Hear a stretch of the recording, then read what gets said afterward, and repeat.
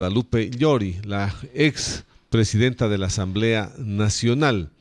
Hubo un informe que permitió conocer qué es lo que pasó en la Asamblea. El informe fue presentado por el Comité de Ética, que sugería la destitución de Guadalupe Llori por el tema de haber incurrido en la prohibición legal de percibir comisiones, cuotas, aportes, contribuciones, rentas, intereses, remuneraciones o gratificaciones no debidas por parte del equipo de trabajo a su cargo. Al respecto hubo una investigación, recepción de información, versiones también que motivaron a este informe que fue llevado al Pleno de la Asamblea Nacional. Marjorie, quisiéramos más detalles sobre este informe, de lo que contiene, de lo que se pudo recabar como información por parte de la Comisión y el Comité de Ética, y qué es lo que pasó en la Asamblea en el tratamiento ya de la destitución de Guadalupe Llori. ¿Qué dice y reza en el informe? Buenos días, bienvenida a la ciudad de Cuenca. Muy buen día, un fuerte abrazo a todos. Efectivamente, el Comité de Ética sustanció una investigación, hizo un informe, esperando que el Pleno de la Asamblea Nacional se pronuncie de acuerdo a la naturaleza del informe, ¿verdad? Que sí recomendaba la destitución del asambleísta Llori. Finalmente, la sesión se dio ayer hasta a la noche y pues fueron solo 82 legisladores quienes votaron a favor del informe, es decir, no se alcanzó la mayoría calificada, que eran 92 votos. Consideró, pero no se volvió a votar, de manera que aún no está cerrado esta votación. Veamos qué ocurre en los siguientes días, pero yo sí quiero decir a la ciudadanía que hechos como este es justamente lo que desvirtúa nuestro trabajo legislativo, nuestra vocación de servicio, porque no podemos permitir que casos como este sigan opacando el servicio público.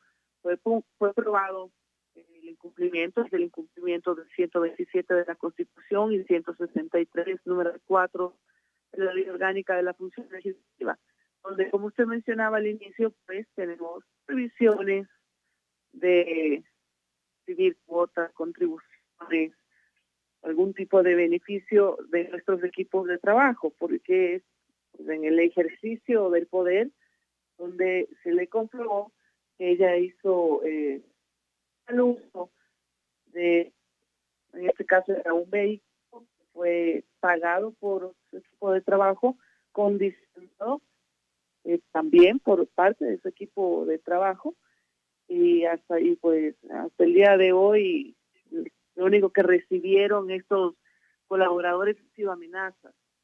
También incluso los miembros del Comité de Ética recibimos amenazas por parte de su procurador, porque ella nunca fue al Comité de Ética, mandó una procuración y nos amenazó. Dijo que si no era como ellos querían, pues iban a tomársela por manos propias, ¿no? Lo mismo con la funcionaria pública que declaró en su contra permanentes amenazas. Y esto, pues, da cuenta de que aún la Asamblea Nacional no comprende cuál es nuestro rol.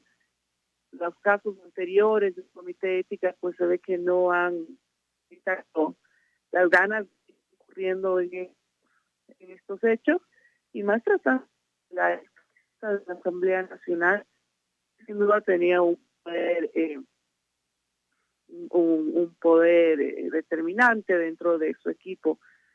Y bueno, esto se probó totalmente. Tuvimos diferentes intervenciones dentro del Pleno de la Asamblea Nacional, la mayoría a favor del informe, otros pues salieron a defenderla, incluyendo la bancada del gobierno. Y esto sí es una vergüenza, porque si está probado que ha incurrido por temas políticos o por algún tipo de prebenda adicional, defender a alguien que ha incurrido en una prohibición es seguir mermando la institucionalidad, y al parecer al gobierno eso le conviene. Entonces su bancada tiene esta posición. No solo eso, sino una actitud burlesca dentro del Pleno de la Asamblea Nacional, haciendo cháchara, haciendo chistes, cuando realmente es algo muy serio que deberíamos tomar en cuenta esta solemnidad del Parlamento, todos los legisladores. Marjorie, cuando usted menciona que en la comisión se ha podido probar, se ha podido documentar la denuncia que presentaron los trabajadores de Guadalupe y Llori, ¿hubo facturas, hubo documentos independientes de las versiones que puedan avalar todo lo que estaba investigando la comisión? Sí, sí, la denuncia fue presentada por la asambleísta Joana Ortiz, y ella pues ya indicó de lo que se trataba, ¿verdad? Que la asambleísta Llori se benefició del alquiler de un vehículo de alta gama que realizó una empresa privada para su uso personal, incluso en diferentes horarios y fines de semana. Y este proceso empezó el 29 de agosto con esta denuncia y posteriormente justo coincidió la vacancia legislativa, ¿verdad? Pero el 29 de septiembre ya el Comité de Ética conoció la denuncia y se realizó la solicitud de pruebas. Y aquí tuvimos pruebas documentales y testimoniales. Y el 24 de octubre se realizó la calificación de las pruebas solicitadas por las partes. Fueron 18 pruebas documentales, 24 testimoniales, se calificaron 12 pruebas. Esto era por la asambleísta Ortiz. Por la parte denunciada fueron 12 pruebas documentales y 5 testimoniales. Y el 7 de noviembre comenzó la práctica de la prueba, misma que se extendió, como dice la ley, hasta el viernes 10. Y así, bueno, luego es el presidente del Comité de Ética quien nos entrega a los demás miembros un informe y él lo presentó. Y en el caso de la asambleísta Barcigalupo, de la ED, la asambleísta González, de UNES y yo, pues quien les habla, no coincidimos con el presidente del Comité de Ética, que siempre trató de dilatar el proceso por su postura de amistad y de espíritu de cuerpo con su compañera de bancada, la asambleísta Llori, ¿no? De Pachacútec. Los tres no estuvimos de acuerdo, presentamos observaciones y al ser tres, pues nosotros éramos la mayoría, votamos nuestras observaciones y así es como se incorporan las observaciones que recomendaban la destitución y que aclaraban, además jurídicamente, ¿verdad?, que existían las pruebas suficientes para que la asambleísta Guadalupe Llori Abarca sea destituida de la Asamblea Nacional, aclarando que quedó evidencia de que pues, esta asambleísta se benefició, en este caso, del arrendamiento de un vehículo de alta gama que se usó en horarios inusuales, fin de semana, y que fue pagado por colaboradores de la Asamblea Nacional. Hay facturas, están las versiones, están los chats, etcétera. Y también las amenazas que ha recibido la persona que denunció, ¿verdad? Yo considero que lo más grave es que el arrendamiento de este vehículo corría a cargo de los funcionarios. Y esto, imagínense, correspondía al valor mensual que tenían que pagar más o menos al 70% del salario de un trabajador. No hay nada más horrible que aprovecharse de una posición de poder para quitarle lo más sagrado a un trabajador, que es su salario, con el que lleva el sustento a su hogar, ¿verdad? Y además la defensa de la asambleísta Llori, porque como comento, ella nunca lo negó, nunca negó que se haya arrendado, más bien usó unos alegatos sin sentido, diciendo, por ejemplo, que como ella era presidenta en ese entonces y ahora ya no es, entonces no se la puede denunciar. Cosas, además, sin sentido.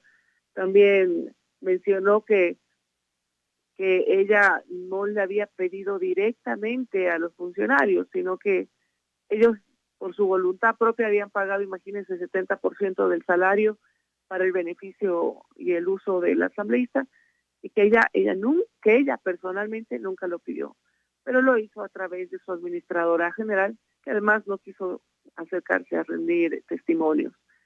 Entonces, nosotros ya habíamos sentado precedente respecto a este tipo de casos dentro del Comité de Ética y hemos cumplido los precedentes que habíamos sentado en casos anteriores.